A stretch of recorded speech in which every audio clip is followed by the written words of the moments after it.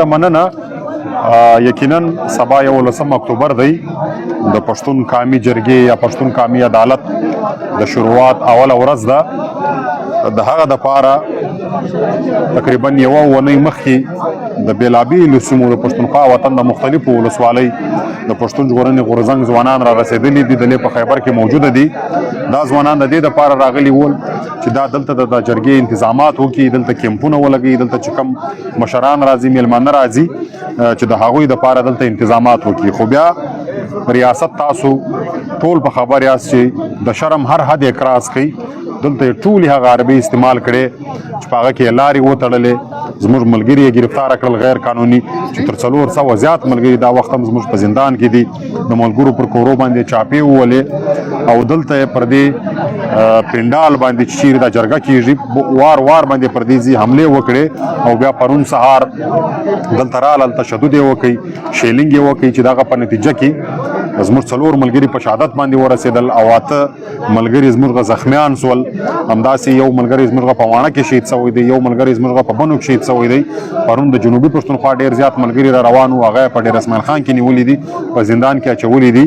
او دلته چې دا کم د اوبو یو نهر به دی دا یې بند کړی دی. د دې هر څه باوجود بیا هم دلته دا دی د غورځنګ ملګري، د تحریک ملګري په دې پنډال کې موجوده دي، تر خپله وسه پورې دلته لګیا دي، انتظامات کوي.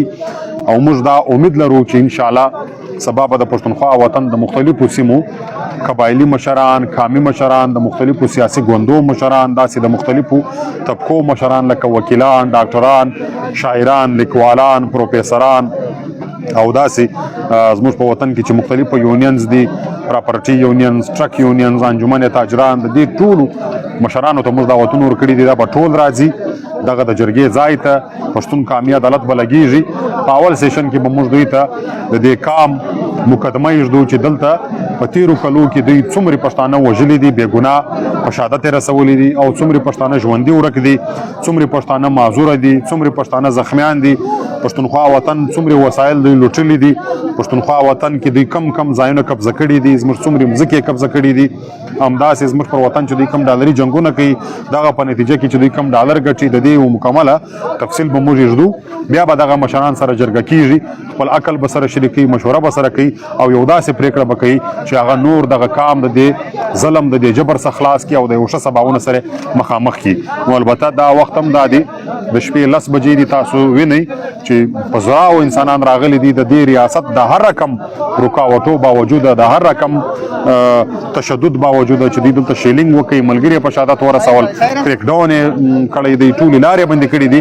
بیا هم دا ځوانان څوک پر پښو باندې، څوک په موټرسایکلانو باندې، څوک په یوه لاره، څوک په بله لاره د زراو په تعداد راغلي دي. او سبا به د ټول پښتونخوا وطن سیاسي مشران، قومي مشران، قبایلي مشران دا هم راځي، پښتون عدالت به لګېږي. نور پښتانه تنګ راغلي دي، پښتانه به خامخا د خپل مستقبل په حواله باندې یو ښه پرېکړه کوي.